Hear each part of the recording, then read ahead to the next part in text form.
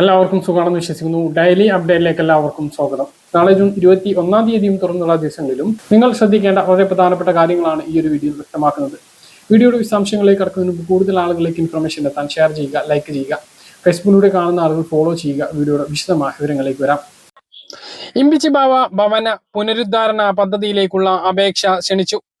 പദ്ധതിയിലൂടെ സഹായം മുസ്ലിം, ക്രിസ്ത്യൻ, ബുദ്ധ, സിഖ്, പാഴ്സി, ജൈന എന്നീ ന്യൂനപക്ഷ മതവിഭാഗങ്ങളിൽപ്പെടുന്ന വിധവകൾ, വിവാഹബന്ധം വേർപ്പെടുത്തിയ സ്ത്രീകൾ, ഉപേക്ഷിക്കപ്പെട്ട സ്ത്രീകൾ എന്നിവർക്ക് ഇമ്പിച്ചി ബാവ ഭവന പുനരുദ്ധാരണ പദ്ധതി പ്രകാരം ന്യൂനപക്ഷ വകുപ്പ് സഹായം നൽകും. ശരിയായ ജനലുകൾ, വാതിലുകൾ, മേൽക്കൂര, flooring, finishing, plumbing, sanitisation, electrification എന്നിവയില്ലാത്ത വീടുകളുടെ അടിസ്ഥാന സൗകര്യം മെച്ചപ്പെടുത്തുന്നതിനാണ് ധനസഹായം ലഭിക്കുക. ഒരു വീടിന്റെ അറ്റകുറ്റപ്പണിക്ക് 50,000 രൂപയാണ് ധനസഹായം കിട്ടുക. തുക തിരിച്ചടയ്ക്കേണ്ടതല്ല. അപേക്ഷകയുടെ അല്ലെങ്കിൽ സ്വന്തം പങ്കാളിയുടെ പേരിലുള്ള വീടിന്റെ പരമാവധി വിസ്തീർണം 1200 സ്ക്വയർ ഫീറ്റിൽ കവിയരുത്. അപേക്ഷ കുടുംബത്തിലെ ഏക വരുമാനദാതാവായിരിക്കണം. BPL കുടുംബത്തിന് മുൻഗണന ലഭിക്കുന്നതാണ്. അപേക്ഷകർക്കോ അവരുടെ മക്കൾക്കോ ശാരീരിക, മാനസിക വെല്ലുവിളികൾ നേരിടുന്നുണ്ട് എങ്കിലും പെൺകുട്ടികൾ മാത്രമുള്ള അപേക്ഷക അല്ലെങ്കിൽ മക്കളില്ലാത്ത അപേക്ഷക തുടങ്ങിയവർക്കും മുൻഗണന ലഭിക്കും. സർക്കാർ, അർദ്ധ സർക്കാർ സ്ഥാപനങ്ങളിലെ സ്ഥിര വരുമാനം ലഭിക്കുന്ന മക്കളുള്ള വിധവകൾ സർക്കാരിൽ നിന്നോ സമാന ഏജൻസികളിൽ നിന്നോ 10 വർഷത്തിനുള്ളിൽ ഭവന നിർമ്മാണത്തിനോ അല്ലെങ്കിൽ ഭവന പുനരുദ്ധാരണത്തിനോ സഹായം ലഭിച്ചിട്ടുള്ളവരും അപേക്ഷിക്കേണ്ടതില്ല. വകുപ്പ് പ്രത്യേകം തയ്യാറാക്കിയ അപേക്ഷാ ഫോറം മുഖേനയാണ് അപേക്ഷിക്കേണ്ടത്. അപേക്ഷകയുടെ അല്ലെങ്കിൽ സ്വന്തം പങ്കാളിയുടെ പേരിലുള്ള 2025-26 സാമ്പത്തിക വർഷത്തെ ഭൂമിയുടെ കരം ഒടുക്കിയ രസീറ്റിന്റെ പകർപ്പ്, റേഷൻ കാർഡിന്റെ പകർപ്പ് എന്നിവയോടൊപ്പം വീട് റിപ്പയർ ചെയ്യേണ്ടതിനും വീടിന്റെ വിസ്തീർണം തെളിയിക്കുന്നതിനും മറ്റു വകുപ്പുകളിൽ നിന്നോ അല്ലെങ്കിൽ സമാന ഏജൻസികളിൽ നിന്നോ അപേക്ഷകർക്ക് കഴിഞ്ഞ 10 വർഷത്തിനുള്ളിൽ ഭവന നിർമ്മാണത്തിനോ പുനരുദ്ധാരണത്തിനോ ആനുകൂല്യം ലഭിച്ചിട്ടില്ല എന്ന് തെളിയിക്കുന്നതിനും ആവശ്യമായ സാക്ഷ്യപത്രം ബന്ധപ്പെട്ട തദ്ദേശ സ്വയംഭരണ സ്ഥാപനത്തിന്റെ അധികാരപ്പെടുത്തിയ ഉദ്യോഗസ്ഥരിൽ നിന്നും വാങ്ങി അപേക്ഷയോടൊപ്പം ഹാജരാക്കണം. പൂരിപ്പിച്ച അപേക്ഷയും അനുബന്ധ രേഖകൾ സഹിതം അതാത് ജില്ലാ കളക്ടറേറ്റിലെ ന്യൂനപക്ഷ ക്ഷേമ സെക്ഷനിൽ നേരിട്ടോ ഡെപ്യൂട്ടി കളക്ടർ ജനറൽ, ജില്ലാ ന്യൂനപക്ഷ സെക്ഷൻ, ജില്ലാ കളക്ടറേറ്റ് എന്ന വിലാസത്തിൽ അതാത് ജില്ലാ കളക്ടറേറ്റിലേക്ക് തപാൽ മുഖേനയോ നേരിട്ടോ അപേക്ഷ എത്തിക്കണം. അപേക്ഷ ഫോറം www.minorityWelfare.kerala.gov.in എന്ന വെബ്സൈറ്റിൽ നിന്നും ലഭ്യമാണ്. അപേക്ഷ 2025 ജൂലൈ 31 വരെ നൽകാവുന്നതുമാണ്. സംസ്ഥാനത്ത് റേഷൻ കടകൾ വഴി മണ്ണെണ്ണ വിതരണത്തിനുള്ള നടപടികൾ പൂർത്തിയായി. നാളെ മുതൽ വിതരണം ആരംഭിക്കുമെന്ന് മന്ത്രി GR അനിൽ ഫേസ്ബുക്കിലൂടെയും വാർത്താ സമ്മേളനത്തിലും അറിയിച്ചു. AAY മഞ്ഞ റേഷൻ കാർഡുള്ളവർക്ക് 1 ലിറ്റർ മണ്ണെണ്ണയും മറ്റുള്ള റേഷൻ കാർഡുള്ളവർക്ക് 1/2 ലിറ്റർ മണ്ണെണ്ണയുമാണ് ലഭിക്കുക. ലിറ്ററിന് 61 രൂപ നിരക്കിലാണ് വൈദ്യുതീകരിച്ച വീടുള്ളവർക്ക് ലഭിക്കുക. വൈദ്യുതീകരിക്കാത്ത വീടുള്ള എല്ലാ റേഷൻ കാർഡുള്ളവർക്കും 6 ലിറ്റർ മണ്ണെണ്ണ ലഭിക്കുന്നതാണ്. റേഷൻ വ്യാപാരികൾക്കുള്ള മണ്ണെണ്ണയുടെ കമ്മീഷൻ 3 രൂപ 70 പൈസയിൽ നിന്നും 6 രൂപയാക്കി ഉയർത്തി. സംസ്ഥാനത്ത് ജൂൺ മാസത്തെ റേഷൻ വിതരണം ഇനി 10 ദിവസത്തോളമാണ് ഉള്ളത്. ഇനിയും വാങ്ങാത്ത ആളുകൾ ഉടനെ പോയിട്ട് കൈപ്പറ്റണമെന്ന് കൂടി ഓർമ്മിപ്പിക്കുകയാണ്. BPL റേഷൻ കാർഡിന് അപേക്ഷിക്കാനുള്ള സമയപരിധിയും ഉടൻ അവസാനിക്കും. അതുകൊണ്ട് ഇതുവരെ അപേക്ഷിച്ചിട്ടില്ലാത്ത അർഹരായിട്ടുള്ള നീല വെള്ള റേഷൻ കാർഡുള്ളവർ ഉടനെ അപേക്ഷിക്കണമെന്ന് കൂടി ഓർമ്മിപ്പിക്കുന്നു. സംസ്ഥാനത്ത് കാത്തിരുന്ന ക്ഷേമ പെൻഷൻ വിതരണം ഇന്ന് ആരംഭിച്ചില്ല. ധനമന്ത്രി, റവന്യൂ മന്ത്രി ഉൾപ്പെടെയുള്ളവർ കഴിഞ്ഞ 16-ാം തീയതി പെൻഷൻ വിതരണം 20-ാം തീയതി അതായത് ഇന്നു മുതൽ ആരംഭിക്കും എന്ന് ഫേസ്ബുക്കിലൂടെ അറിയിച്ചിരുന്നു.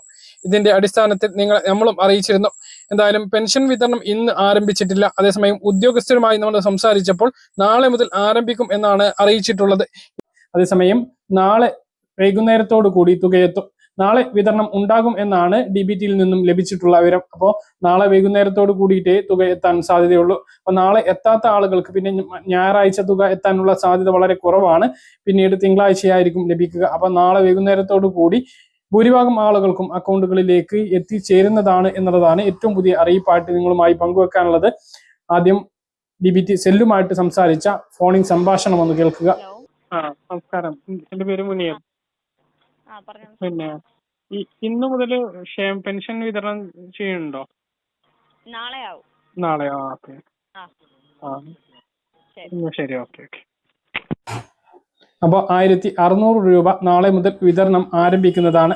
കേന്ദ്രവിഹിതം കുറവുള്ള ആളുകൾക്ക് അതിൻ്റെതായ കുറവുണ്ടാകും. അതായത് 300, 200, 500 രൂപയുടെ കുറവുണ്ടാകും. അത് പിന്നീട് കേന്ദ്രം നൽകുന്ന സമയത്ത്, കേന്ദ്രമല്ല സംസ്ഥാന സർക്കാർ തന്നെയാണ് അതിനുള്ള തുക 1.5 വർഷത്തിൽ അധികമായിട്ട് കേന്ദ്ര സർക്കാർ നൽകേണ്ട ഈ ഒരു തുക തടഞ്ഞു വെച്ചിരിക്കുകയാണ്.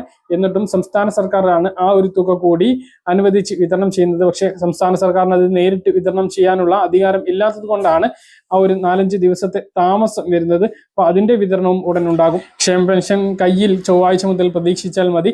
തിങ്കളാഴ്ചയോട് കൂടിയിട്ട് ട്രഷറി മുഖാന്തരം പണം ലഭിക്കണം, ലിസ്റ്റ് എത്തണം. അതുപോലെ തന്നെ അത് കട്ട് ചെയ്ത് 1600 രൂപ ഓരോ ലിസ്റ്റിലേക്കും ആക്കി വിതരണം ചെയ്യേണ്ടതുണ്ട്. അതിൻ്റെതായിട്ടുള്ള കാലതാമസം ഉണ്ടാകും. അപ്പോൾ ക്ഷേമ പെൻഷൻ കാത്തിരിക്കുന്ന ആളുകൾക്കുള്ള ഏറ്റവും പുതിയ അറിയിപ്പുകളാണ്, ഇപ്പോൾ വന്നിട്ടുള്ള അറിയിപ്പുകളാണ് ഈ ഒരു വീഡിയോയിൽ നിങ്ങളുമായി പങ്കുവെക്കാനുള്ളത്. ക്ഷേമ പെൻഷൻ 21-ാം തീയതി ശനിയാഴ്ച മുതലാണ് വിതരണം ആരംഭിക്കുന്നത്.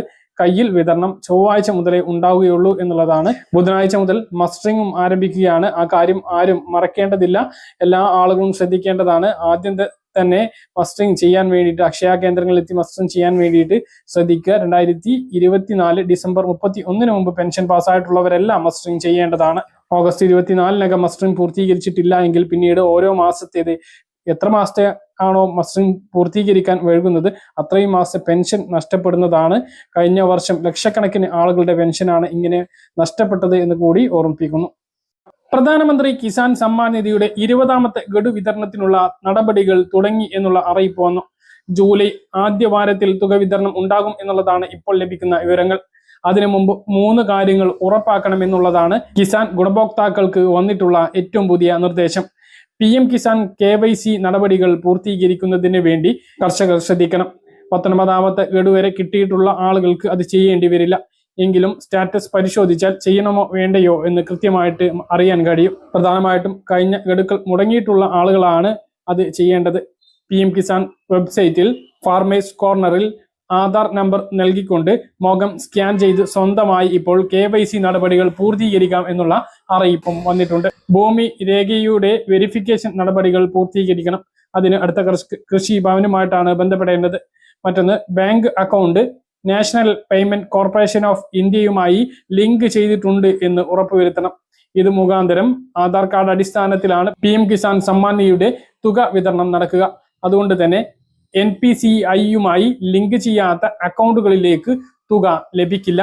കഴിഞ്ഞ ഗഡുക്കൾ ലഭിച്ചിട്ടുള്ള ആളുകൾക്ക് ഇത് പ്രശ്നമുണ്ടാവില്ല.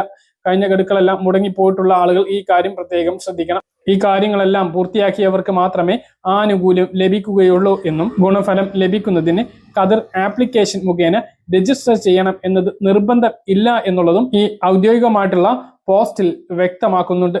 അപ്പോൾ സർക്കാരിൽ നിന്നുള്ള അറിയിപ്പാണ്, എല്ലാ കർഷകരും ഈ കാര്യം ശ്രദ്ധിക്കും. അതുപോലെ തന്നെയാണ് ദേശീയ കർഷക രജിസ്ട്രി, കർഷക ഏകീകൃത തിരിച്ചറിയൽ കാർഡ് നൽകുന്ന സംവിധാനം ആണിത്.